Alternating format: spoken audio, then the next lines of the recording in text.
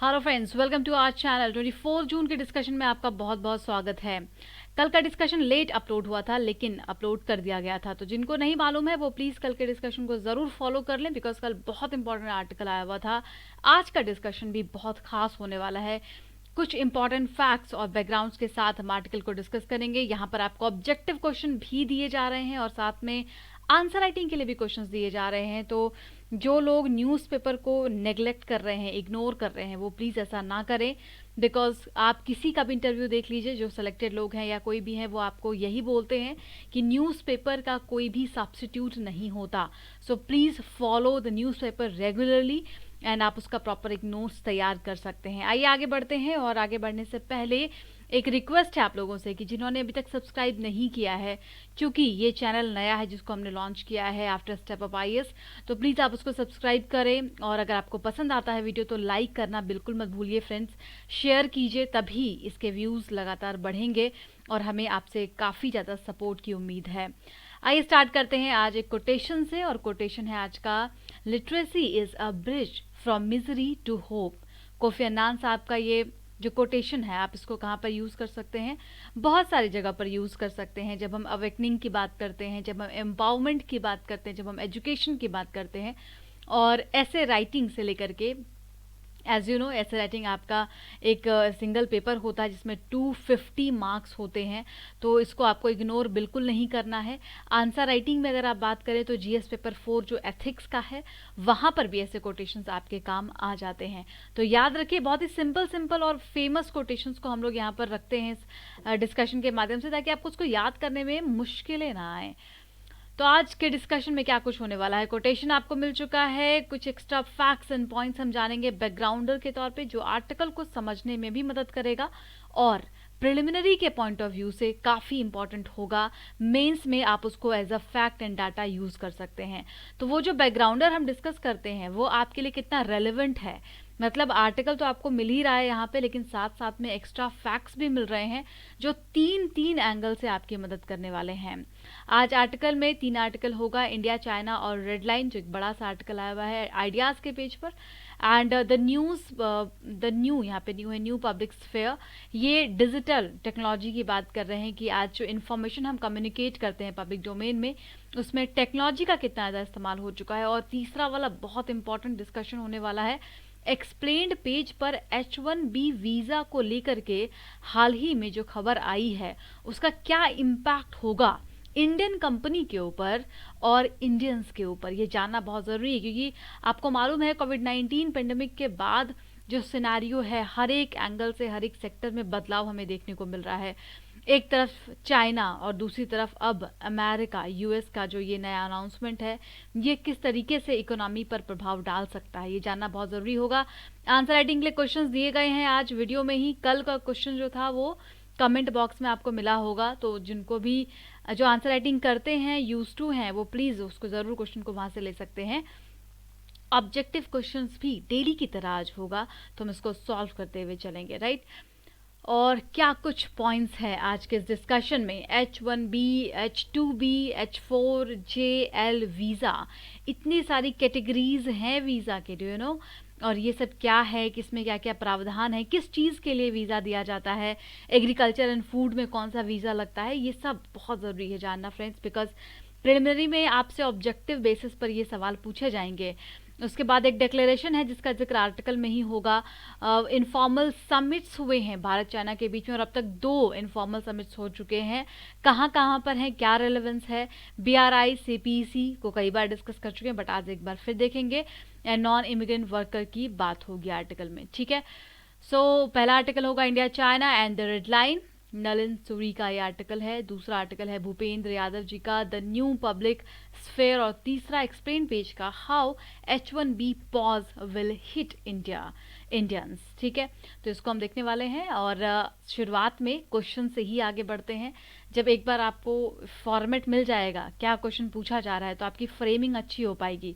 जिनको मेरी बात पहुंच रही है, और आप लोगों से प्लीज़ रिक्वेस्ट है कि डिस्कशन को पूरा सुना कीजिए, राइट। जिनके पास समय ना है वो प्लीज़ डिस्कशन को अवॉइड कीजिए। आपको बिल्कुल भी आवश्यकता नहीं डिस्कशन में इंक्लूड होने की, लेकिन अगर आप इंक्लूड हो रहे हैं तो प्लीज़ डिस्कशन को अंत तक लेके जाना है। स्पीड को ज़रूर बढ़ा सकते हैं आप, बिकॉज मेरा एक नॉर्मल सा स्पीड होता है ताकि हर बच्चे तक पहुंच जाए मेरी बात। लेकिन अगर आपको उसको स्पीड को बढ़ाना है तो बिल्कुल आप बढ़ा सकते हैं, बट आपको लास्ट तक बने रहना है इस डिस्कशन में, तभी आपका फ़ायदा होगा। तो मुझे एक व्यूज़ बढ़ा करके मेरा कोई बहुत बड़ा फ़ायदा नहीं होने वाला है, लेकिन अगर आप पूरी सारी चीज़ों को सुनेंगे तो आपका बहुत बड़ा फ़ायदा होगा। तो देखिए, पहला सवाल आपसे पूछा गया है, discuss points of cooperation and conflict between India China relationship. दूसरा सवाल भी इंडिया चाइना के बेसिस पर ही है, और कल हमने ये आर्टिकल डिस्कस किया था जो इंटरनेशनल लॉज हैं, जैसे कल हमने UNCLOS का जिक्र किया था, जो लॉ ऑफ द सी है, या अदर कई सारे लॉज हैं जिसको कि चाइना नहीं मानता या उसको अवॉइड करता है, तो उसका क्या इम्पैक्ट हो सकता है बायलैटरल रिलेशंस पर या एग्रीमेंट्स पर, तो उसको आपको पूरा एनालिसिस करके आंसर में लिखना होता है। तीसरा सवाल आपसे पूछा गया है, जो हम H1B वीज़ा के बारे में जिक्र करेंगे उससे एसोसिएटेड है ये तीसरा सवाल। Globalisation also includes free flow of labour. तो अभी कोविड-19 के लॉकडाउन के बाद हमने ग्लोबलाइजेशन की जगह पर एक कॉन्सेप्ट पढ़ा है, क्या है वो? Localisation, right. ये सब आपको लिंक करते हुए जाना है। खैर, यहाँ पे जो क्वेश्चन पूछा गया है वो ये है कि ग्लोबलाइजेशन में free of flow of labour भी आता है, लेकिन अभी देखिए, जब ये H1B वीज़ा का न्यूज़ जानेंगे तो आपको पता चलेगा कि इमिग्रेंट और नॉन इमिग्रेंट वर्कर जो है उनके वीज़ा को अभी बैन कर दिया गया, और उस बैन को भी आगे बढ़ा दिया गया है 2020 के अंत तक में। तो ये जो बैन है ये किस तरीके से इस फ्री फ्लो को रोकता है, दूसरी चीज़ कि ये कैसे हमारी इकोनॉमी को हिट करेगा, इम्पैक्ट करेगा। तो ये जो डिसीजन लिया गया है इसके बारे में आपको एनालिसिस करना है, जो कि आप आर्टिकल में जब पहुंचेंगे तो वो आंसर राइटिंग के फॉर्मेट में ही लिखा गया है और आपको बहुत अच्छे से क्लियर हो जाएगा। चौथा सवाल आपसे पूछा गया है डिजिटल वर्ल्ड के बारे में, जिसका हम आगे जिक्र करने वाले हैं, ठीक है। हिंदी में भी क्वेश्चंस हैं, हिंदी मीडियम के छात्र प्लीज़ आप इसको आंसर को लिखें और आप लोग भी प्रमोट करें अपने जो भी आपके फ्रेंड्स हैं, जिस भी ग्रुप में आप हो, पुराने ग्रुप में हो, उसमें आप बस 1 सेकेंड का समय लगता है शेयर करने में, और यकीन मानिए, आप मुझ पर यकीन कीजिए, आप इस वीडियो को शेयर करके कोई भी ऐसा काम नहीं करेंगे जिससे दूसरों का नुकसान हो। अगर वो 45 मिनट्स दे करके इस वीडियो को सुनते हैं तो उसका ज़रूर फ़ायदा होगा, जो भी स्टूडेंट इसको फॉलो करेगा, है ना। ऑब्जेक्टिव क्वेश्चन में H1B वीज़ा पर आप फोकस ज़रूर कीजिएगा। यहाँ से आपसे क्वेश्चन पूछा गया है, मामलापुरम के बारे में भी हम जिक्र करेंगे, तो आपको थोड़ा सतर्क रहना है जब वो टॉपिक डिस्कस होगा। सेकेंड इनफॉर्मल समिट कहाँ पर हुआ है ये आपको ध्यान रखना है, ताकि आप आंसर कर पाएँ कमेंट बॉक्स में, ठीक है। अच्छा, कल एक स्टूडेंट का कन्फ्यूजन था हॉर्न ऑफ अफ्रीका को लेकर के, मैं उसको आज इंक्लूड करना भूल गई हूँ, बट मैं कल उसको ज़रूर इंक्लूड करूँगी। उसमें जो आंसर है वो ऑल ऑफ देम करेक्ट है, ठीक है। आपको हॉर्न ऑफ अफ्रीका को देखना है, कौन कौन सी कंट्री लैंडलॉक्ड है उससे कोई फ़र्क नहीं पड़ता।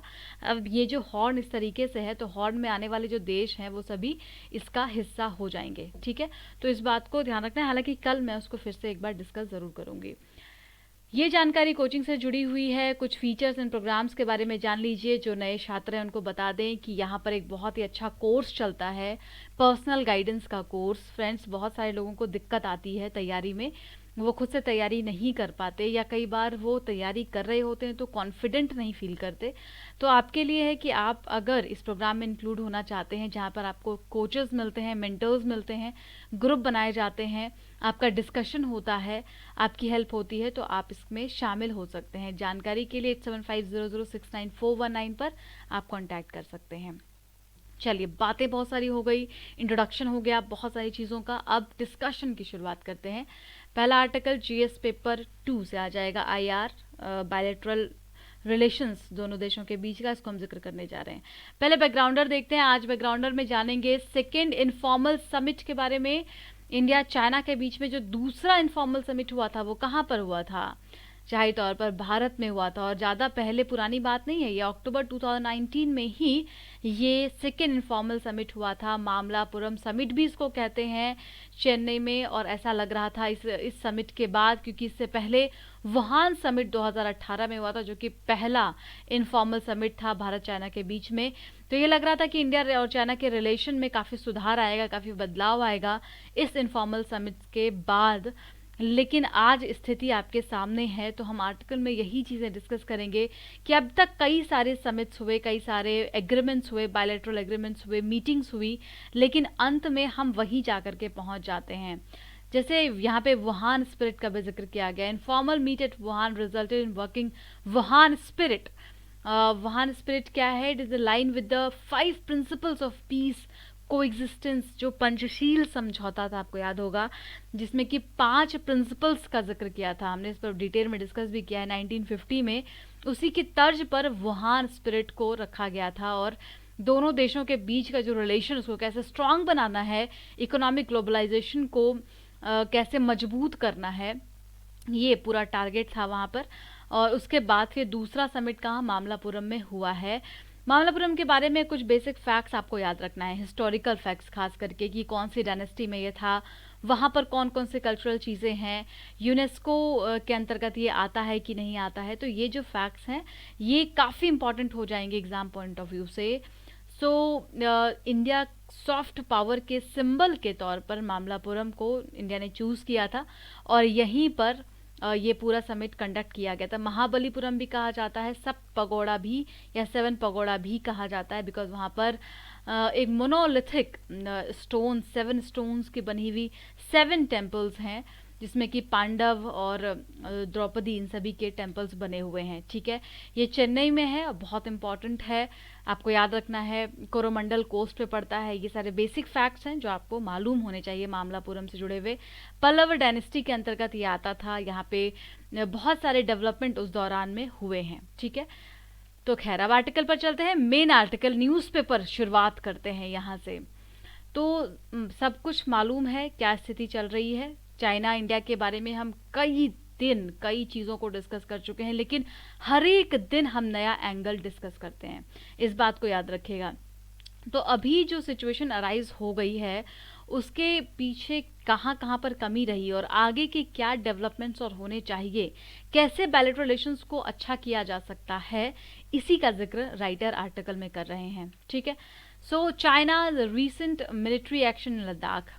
अब 1962 में जो हुआ उसके बाद अभी जो लद्दाख में सिचुएशन राइज हुई है, वहाँ पे इससे ये पता चलता है कि अब तक जितने भी बायलैटरल एग्रीमेंट साइन किए गए दोनों देशों के बीच में 1993, 96 और 2005 में, ताकि जो पीस और ट्रैंक्विलिटी है along the LAC, line of actual control, उसको मेंटेन किया जा सके। लेकिन क्या ऐसा हो पाया? ऐसा नहीं हो पाया। अब तक के जो एक्शंस हैं चाइना के, उसने जितने भी साइंड एग्रीमेंट्स थे उसको वायलेट किया, उसको ब्रीच करने की कोशिश की, और ये एक कॉन्ट्राडिक्टरी पोजीशन शो करते हैं जी जिनपिंग का, और ये काफ़ी इम्पॉर्टेंट है इस चीज़ों पर ध्यान देना। वुहान इनफॉर्मल समिट हुआ, उसके बाद चेन्नई में समिट हुआ 2018-19 में रिस्पेक्टिवली, बट कहीं पर किसी भी चीज़ का फ़ायदा नज़र नहीं आ रहा है। थोड़ा और पीछे जाते हैं, 2003 की बात करते हैं। एक डिक्लेरेशन साइन किया गया था, declaration on principle for relation and constructive cooperation. तो ये अटल बिहारी वाजपेयी जी के बीच में हुआ था और द देन ऑफिशियल्स के बीच में हुआ था, इंडिया और चाइना के बीच में। लेकिन उसका भी क्या फ़ायदा मिला? ज़्यादा कुछ फ़ायदा नहीं मिला। The two country are not a threat to each other. तो इसके कुछ प्रिंसिपल्स तय किए गए थे इस डिक्लेरेशन में। उसका जो तीसरा प्रिंसिपल था वो कहता है कि जो दोनों देश हैं वो एक दूसरे के लिए थ्रेट नहीं है। Neither side shall use or threaten to use force against the other. तो इसमें बहुत सारी बातें कही गई थी कि हम कोई भी फोर्स यूज़ नहीं करेंगे। उसके बाद एग्रीमेंट को 2005 में साइन किया जाता है, और यहीं पर ये बात कही जाती है कि neither side shall use or threaten the use force against other by any means. किसी भी मीन्स में, जो आर्टिकल 1 है इस एग्रीमेंट का, वो कहता है किसी भी मीन्स में एक दूसरे देश के जो आर्मी है या एक दूसरे देश के जो फोर्स हैं वो एक दूसरों को क्षति नहीं पहुंचाएंगे। लेकिन ये एग्रीमेंट कैसे टूटता हुआ नज़र आया लद्दाख में अभी जो सिचुएशन अराइज हुई, जहाँ पर हमारे 20 जवान शहीद हो गए। तो आर्टिकल का यही मानना है कि कई सारे अभी तक डिक्लेरेशंस हुए लेकिन उसका फ़ायदा नहीं मिल रहा। फर्स्ट इनफॉर्मल समिट कहाँ पर हुआ था? वुहान में। अभी हमने जिक्र किया ना कि पंचशील पर आधारित था ये वुहान स्पिरिट, और ऐसा लग रहा था कि बहुत कुछ बदल जाएगा। क्योंकि डोकलाम फेस ऑफ हुआ था, याद होगा 2017 में, और डोकलाम फेस ऑफ को 72 डेज तक चला था। उसके बाद चीज़ों को नॉर्मलाइज करने के लिए फिर वुहान समिट रखा गया, इन्फॉर्मल मीटिंग रखी गई 2018 में। तो चीज़ें ऐसा लग रहा था कि पटरी पर आ रही हैं। एंड वन इम्पॉर्टेंट आउटकम, एक जो अच्छा आउटकम था इस समिट का, that the agreement to continue to meet the highest level to enhance trust and strengthen strategic communication. कि इस यहाँ पर ये बात हुई कि ऐसे ही मुलाकात हर साल होती रहेगी इनफॉर्मल समिट के द्वारा, और दोनों देशों के बीच का जो ये रिलेशन है और ट्रस्ट है उसको इन्हांस करेंगे, डेवलप करेंगे, स्ट्रेटेजिक कम्युनिकेशंस को भी आगे लेके आएंगे। सेकेंड इनफॉर्मल समिट फिर होता है कहाँ, भारत में, अभी अक्टूबर 2019 में होता है, जिसमें कि काफ़ी वेलकमिंग रहा ये पूरा का पूरा इवेंट। और इसमें पहले क्या था, अक्टूबर के पहले आपको याद होगा आर्टिकल 370 को रिवोक किया गया था, और जो स्टेटस है यहाँ पे जम्मू एंड कश्मीर का उसको चेंज किया गया था। उसके बाद चाइना ने बहुत अफरा तफरी मचाई थी, यूएनएससी में चीज़ों को लेकर के जाना और इंटरनेशनल प्लेटफॉर्म पर चीज़ों को उठाना, यही चल रहा था। अब फिर उसको नॉर्मल करने के लिए इनफॉर्मल समिट कंडक्ट किया गया अक्टूबर में, और ऐसा लग रहा था कि दोनों देश फिर से करीब आएंगे और परेशानी जो है वो टल जाएगी। बहुत इंटरनल और एक्सटर्नल प्रेशर चाइना के ऊपर पड़ने लग गया था इसके बाद, क्योंकि जो ट्रेड वॉर है चाइना का यूएस के साथ वो कंटिन्यू था। उसके बाद इंटरनल कई सारे डिस्प्यूट्स थे। फिर भारत में आकर के ये एक अच्छा रिलेशन शो करने की कोशिश करते हैं। तो कई सारे कॉमन कंसर्न्स है, जैसे कि कुछ रीजनल इश्यूज, टेररिज्म, इन सभी पर दोनों देशों की बातचीत होती है और आगे बढ़ने का फैसला होता है।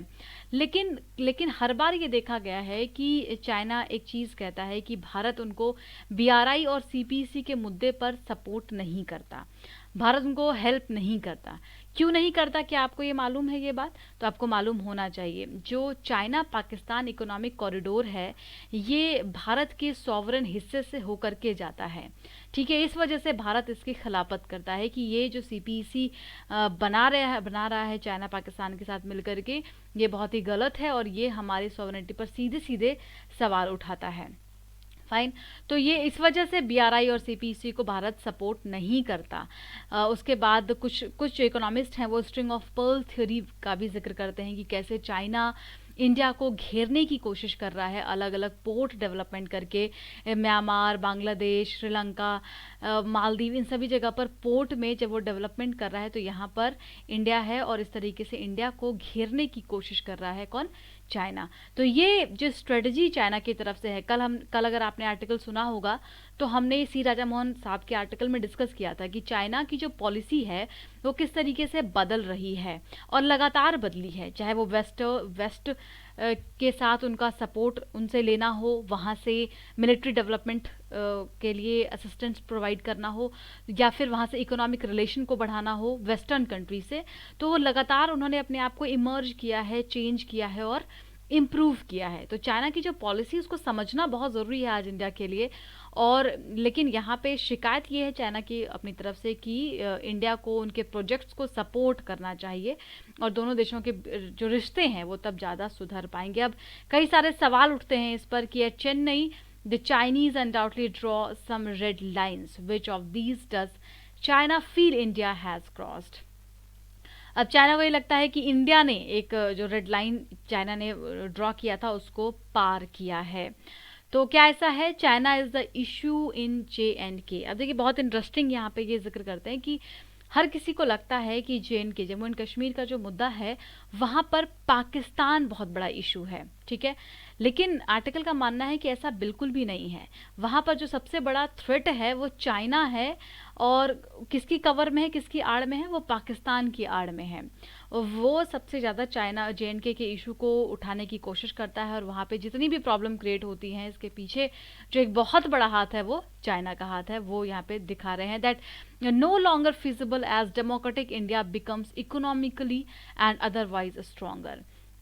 तो आपको मालूम है, अभी हम जिक्र करेंगे कि ट्रेड डेफिसिट कितना है इंडिया चाइना के बीच में, वहीं दूसरी तरफ जो टेरिटोरियल डिस्प्यूट है वो कितना ज़्यादा बढ़ रहा है। एंड सो कॉल्ड स्ट्रेटेजिक और कोऑपरेटिव पार्टनरशिप जो 2005 में हुआ था वो किस तरीके से अब बरी हो चुका है। इवन 2014 का भी जो पार्टनरशिप था अब कहीं किसी का कोई रेलेवेंस रह नहीं गया है, क्योंकि जो एग्रीमेंट था वो यही था कि एक दूसरे देश जो है वो हार्म नहीं करेंगे किसी भी फोर्स को। लेकिन चाइना ने बहुत ही बेरहमी से इन सारे एग्रीमेंट्स को ब्रीच किया, और यहाँ पे वहाँ की जो गवर्नमेंट है उनका जो असली चेहरा है वो सामने आ रहा है। Just special representative process to address the boundary question. अब किस चीज़ की ज़रूरत होनी चाहिए, आप सोच के देखो। जाहिर तौर पर एक अच्छे लॉ की ज़रूरत होनी चाहिए, इस सारी पॉलिसीज़ को रिव्यू करने की ज़रूरत होनी चाहिए। अभी तक जो भी एग्रीमेंट्स वगैरह बनाए गए उनको एक बार फिर रीचेक किया जाना चाहिए, बाउंड्री सेटलमेंट के बारे में सोचा जाना चाहिए। एंड LAC का जो ये क्लियर कट डिमार्केशन नहीं है लाइन ऑफ एक्चुअल कंट्रोल का, उस पर चीज़ों को टाइम बाउंड मैनर में कंप्लीट किया जाना चाहिए, राइट। और पेट्रोलिंग प्रोसेस जो है, पेट्रोलिंग, क्योंकि अक्सर झड़प पेट्रोलिंग के दौरान ही होती है। एक कंट्री की आर्मी दूसरी जगह पर अगर चली जाती है, कुछ ऐसा होता है, तो पेट्रोलिंग प्रोसीजर में वहाँ पर रिव्यू करने की ज़रूरत है, उसको रिवाइज करने की ज़रूरत है as per the mutual agreement, है ना। आप ये जो कहानियाँ बनाते हैं एग्रीमेंट्स में कि एक दूसरे को कोऑपरेट करेंगे, इकोनॉमिक कोऑपरेशन देंगे, हम एक दूसरे को हार्म नहीं पहुंचाएंगे, इसके अलावा क्लियर कट बात होनी चाहिए। देखो ये लाइन है, इसके इधर तुम रहोगे, इसके इधर हम रहेंगे। तो इस तरीके का जो म्यूचुअल एग्रीमेंट है वो बनाया जाना चाहिए, और इसका पेट्रोलिंग प्रोसीजर पूरा तैयार होना चाहिए दोनों देशों के बीच में। क्योंकि इकोनॉमिक पार्टनरशिप की अगर हम बात करते हैं, कल भी आर्टिकल में हमने डिस्कस किया था कि इसमें इंडिया तो सस्टेन करता नहीं है, बिकॉज इकोनॉमिक पार्टनरशिप में ट्रेड डेफिसिट इंडिया का बहुत ज़्यादा है, एक हद से ज़्यादा है, और उसमें अगर चाइना ऑलरेडी डोमिनेट कर रहा है, वहीं दूसरी तरफ कई और जो इश्यूज़ हैं जहाँ पर, जैसे environmental advantage of switching to other source technology and equipments. अब अगर आप एनवायरमेंट के पर्सपेक्टिव से देखते हैं तो कुछ ऐसी टेक्नोलॉजीज़ को यूज़ करना बेहतर माना जाता है जिससे कि पॉल्यूशन ना हो, तो उसके लिए भी आपको इन्वेस्टमेंट और फाइनेंशियल असिस्टेंस की ज़रूरत पड़ने वाली है। तो इन सभी चीज़ों को सोच करके इंडिया को अपना लॉ को रिव्यू करने की ज़रूरत है, कोऑपरेशन पर ध्यान देने की ज़रूरत है, क्योंकि चाइना की तरफ से अगर हम बहुत ज़्यादा कोऑपरेशन की उम्मीद करते हैं तो ये गलत होगा। लेकिन फिर भी कुछ ऐसे कॉमन फैक्टर्स हैं, कुछ ऐसे कॉमन प्लेटफॉर्म्स हैं जहाँ पर एक देश दूसरे देश के इंटरेस्ट को सपोर्ट करता है, जैसे कि टेररिज्म है। तो टेररिज्म का जितना बड़ा मुद्दा भारत के लिए उतना बड़ा चाइना के लिए भी है, और इन सारे इश्यूज़ पर, इन सारे प्लेटफॉर्म्स पर बायलैटरल रिलेशंस को स्ट्रॉन्ग किया जा सकता है। सबसे पहले तो जो टेरिटोरियल डिस्प्यूट है उसको कर्व करना होगा, उस पर बातचीत करनी होगी, क्योंकि ये मुद्दा है, ये सिर्फ नेशनलिज्म या पेट्रियटिज्म का मुद्दा नहीं है, बल्कि सेल्फ स्टीम और सेल्फ रिस्पेक्ट का मुद्दा है, जिसको कि रिजॉल्व जल्द से जल्द किया जाना चाहिए। And principle of equal and mutual security is fundamental. No country have a veto on India's relation with any other country or group of the country। बहुत अच्छी बात इन्होंने कही है, इसको आप अपने ऐसे में या आंसर में कंक्लूड कर सकते हैं कि कोई भी देश, किसी भी देश के पास दुनिया में एक वीटो पावर नहीं है जो ये तय करे कि भारत का रिलेशन किसी दूसरे देश के साथ कैसा होना चाहिए। ये बिल्कुल सॉवरन और ये फुल कंट्रोल इस पर इंडिया का है, और इंडिया को इस तरीके से सोचने की ज़रूरत है। दूसरा आर्टिकल हम देखेंगे, बहुत ही छोटा सा और अच्छा आर्टिकल है डिजिटल मीडिया पर। ये लिखते हैं GS पेपर 3 में टेक्नोलॉजी में आ जाएगा, ये साइंस एंड टेक में आ जाएगा, ठीक है। तो ये सिलेबस में, और आगे बढ़ते हैं। इनका कहना है कि आज जो सिचुएशन है वो काफ़ी बदल गई है, ठीक है। जहां आपके पास एक डेमोक्रेटिक कंट्री है तो वाइब्रेंट डेमोक्रेसी में पब्लिक का पार्टिसिपेट करना बहुत ज़रूरी होता है, ठीक है। और अब जो सिचुएशन है उसमें पब्लिक का पार्टिसिपेशन टेक्नोलॉजिकली बहुत ज़्यादा हो चुका है, ठीक है। जैसे जैसे डिजिटल एडवांसमेंट हुआ वैसे वैसे पब्लिक पार्टिसिपेशंस कंट्री में बढ़ता चला गया। अब ये बात कर रहे हैं थोड़ा सा एंसेंट समय की कि 15वीं सेंचुरी में प्रिंटिंग प्रेस आता है, और प्रिंटिंग प्रेस के आने के बाद जो इन्फॉर्मेशंस हैं, अवेयरनेस है, वो लोगों में बहुत तेज़ी से स्प्रेड होना शुरू होती हैं। आपको याद होगा 15वीं-16वीं सेंचुरी में जब रेनेसां आता है तब भी प्रिंटिंग प्रेस का बहुत बड़ा रोल होता है। प्रिंटिंग प्रेस ने क्या किया, आप सोचो, कैसे लोग अवेयर हुए।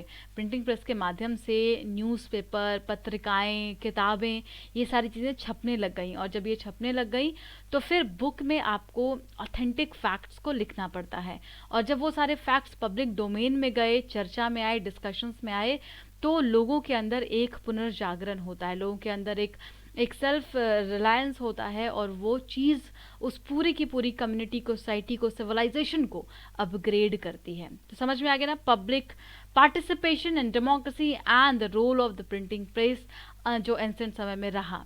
Experiment with the public gathering, अब थोड़ा और ये हिस्ट्री को डिस्कस करते हैं कि कैसे पब्लिक गैदरिंग के साथ एक्सपेरिमेंट्स होना शुरू हुआ।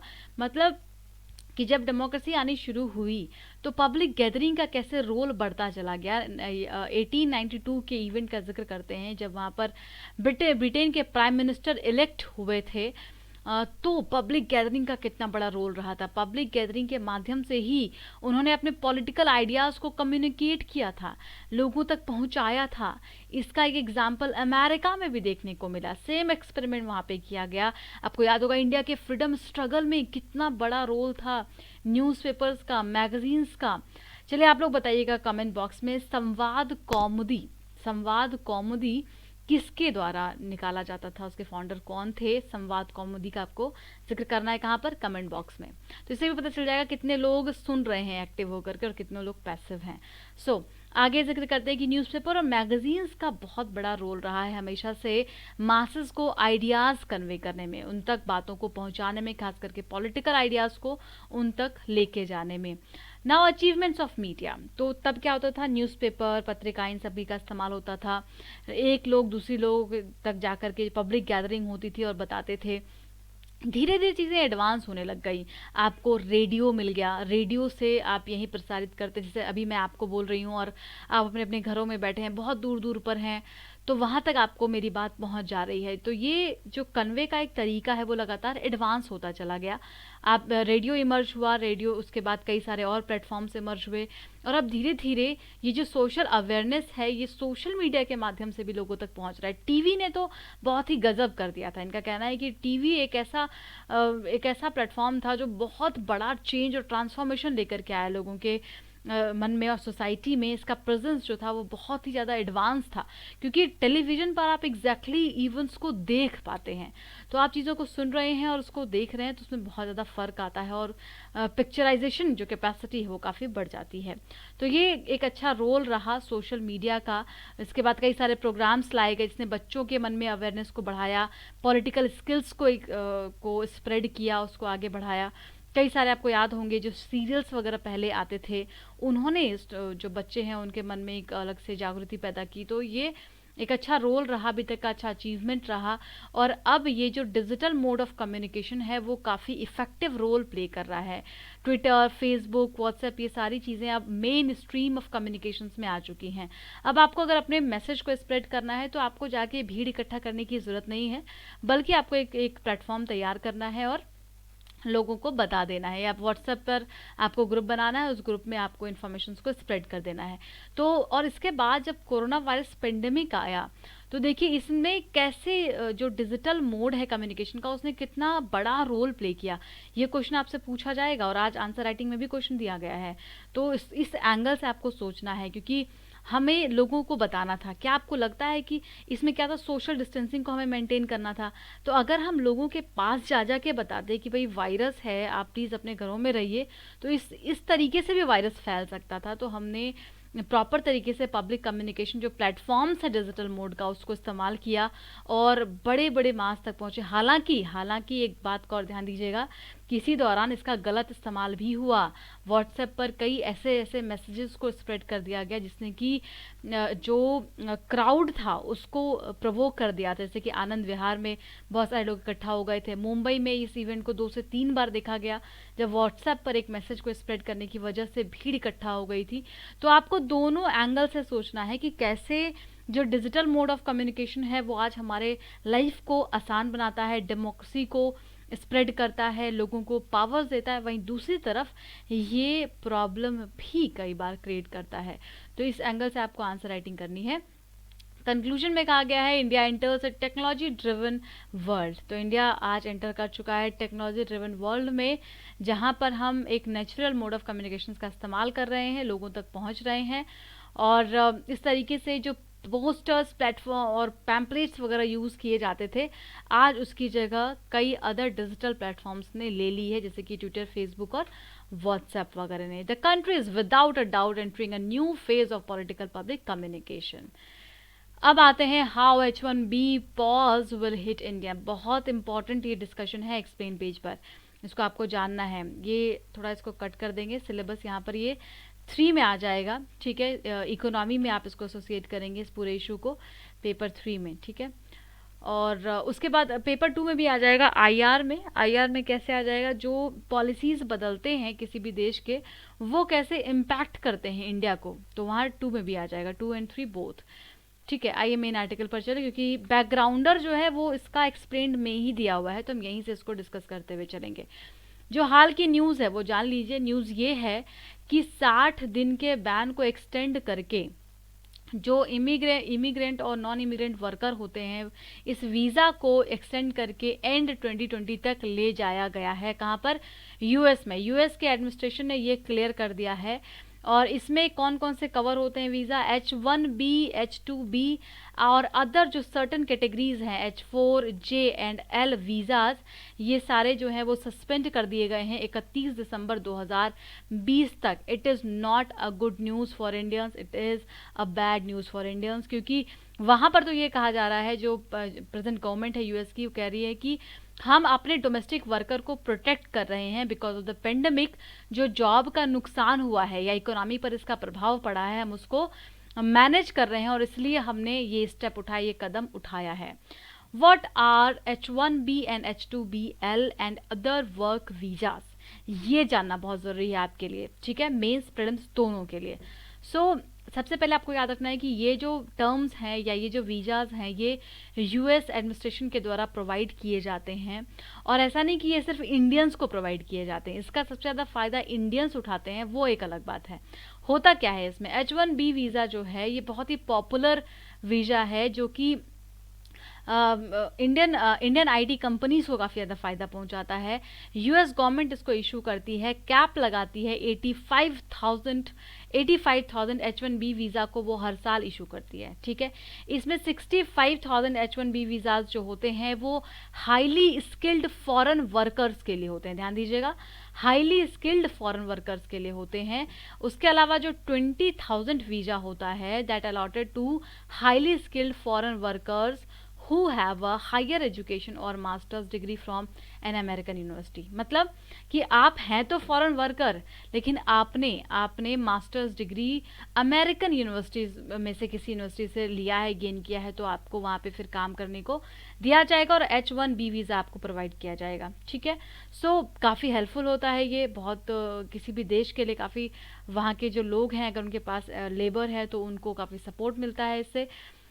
Apart from the H1B visa, US government also issue L1 visa. अब देखिए जो L1 वीज़ा है ये भी यूएस गवर्नमेंट इशू करती है। ये क्या अलाउ करता है, company to transfer highly skilled worker to US for a period of up to 7 years. ये आपको एग्जैक्टली स्टेटमेंट दिखावा सकता है, तो इसलिए याद रखिएगा कि 7 साल तक कोई भी कंपनी यूएस में अपने वर्कर को शिफ्ट कर सकती है। जो हाईली स्किल्ड वर्कर हैं वो 7 ईयर्स तक जाकर के अमेरिका में काम कर सकते हैं। H2B वीज़ा क्या होता है, H1B वीज़ा का जिक्र कर लिया, H2B वीज़ा ये फूड एंड एग्रीकल्चर वर्कर्स के लिए होता है, जो लोग यूएस में जाकर के एम्प्लॉयमेंट ढूंढना चाहते हैं, फूड एंड एग्रीकल्चर वर्कर के लिए, ध्यान दीजिएगा। तो H1B वीज़ा किसके लिए, हाईली क्वालिफाइड स्किल्ड वर्कर के लिए है, और H2B वीज़ा ये फूड एंड एग्रीकल्चर वर्कर के लिए है, ठीक है। और L1 वीज़ा क्या है, कोई कंपनी ट्रांसफ़र कर सकती है यूएस में अपने बंदों को 7 साल के लिए। Why did US suspend non immigrant worker visa, तो क्यों ऐसा कदम उठाया है यूएस ने, आपको कारण बता दिया गया है। अच्छा, एक बात यहाँ जान लीजिए कि इसको स्टार्ट किया गया था 1952 में, एंड ये जो स्कीम है इससे ये क्या था, that to allow or disallow certain category of skilled worker in US. तो ये क्लियर कर दिया गया था कि यूएस में अलाउ भी कर सकते हैं और डिस अलाउ भी कर सकते हैं जो certain category of skilled worker है। अगर कोई इस इकोनॉमिक सिचुएशन कंट्री में आती है तो वहाँ पर उनको रोका जा सकता है। द टेक्नोलॉजी बूम, तो होता ये है कि टेक्नोलॉजी काफ़ी बूम करती है और इंडिया और चाइना को इसका काफ़ी ज़्यादा फ़ायदा मिलता है, क्योंकि इंडिया सर्विस सेक्टर के लिए काफ़ी ज़्यादा जाना जाता है और इसका पूरा फ़ायदा इंडिया ने यहाँ पर उठाया। और यूएस को विन विन सिचुएशन चाहिए थी, राइट। तो ये जो H1B वीज़ा वाला कॉन्सेप्ट आया, इससे जो एम्प्लॉयर और एम्प्लॉई हैं दोनों का फ़ायदा हुआ। देखिए कैसे, इसको समझिए। जैसे आप बहुत ही हाईली क्वालिफाइड हैं, ठीक है, जैसे आप आईआईटी दिल्ली से हैं और उसके बाद आपको भेजा जाता है यूएस में या अप्लाई करते हैं आप H1B वीज़ा के लिए। नाउ अब जो लोग यूएस के ही हैं, यूएस के जो लोग हैं उनसे आपको कम सैलरी मिल रही है, बट यू आर एग्री, क्योंकि आपको इंडिया के कंपैरिजन में कई गुना ज़्यादा सैलरी वहाँ पर मिल रही है, आपको एक ब्राइट फ्यूचर नज़र आ रहा है। तो इसलिए अब जो वहाँ पर यूएस बेस्ड कंपनी है या इंडिया की ही कंपनी जो यूएस में बेस्ड है, उनको फ़ायदा हो जाएगा कि उनको ज़्यादा सैलरी देनी नहीं पड़ेगी। तो एक विन विन कंडीशन हो जाएगा एम्प्लॉयर एम्प्लॉयज़ दोनों के लिए, और इसी के लिए ये कॉन्सेप्ट यहाँ पर लाया गया।